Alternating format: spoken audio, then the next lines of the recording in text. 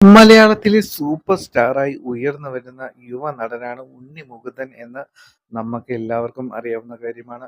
ഇപ്പോൾ ഉണ്ണി മുകുന്ദന്റെ മാനേജർ ആയിരുന്ന വിപിൻ കുമാറിനെ മർദ്ദിച്ചു എന്ന കേസിൽ ഉണ്ണി മുകുന്ദനെതിരെ കേസെടുത്തിരിക്കുകയാണ് പോലീസ്.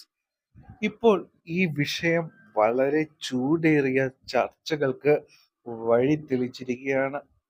ഇതിനിടയിൽ ഉണ്ണി മുകുന്ദൻ മർദ്ദിച്ച മാനേജർക്കെതിരെ ഗുരുതര ആരോപണവുമായി രംഗത്തെത്തിയിരിക്കുകയാണ് സംവിധായകൻ ജയൻ വന്നേരി. വിപിന് ഒരു അടിയുടെ കുറവ് ഉണ്ടായിരുന്നുവെന്നും അത് ഉണ്ണിയിൽ നിന്ന് തന്നെ കിട്ടിയതിൽ വളരെയധികം സന്തോഷവും ഉണ്ട് എന്നാണ് ജയൻ പറയുന്നത്.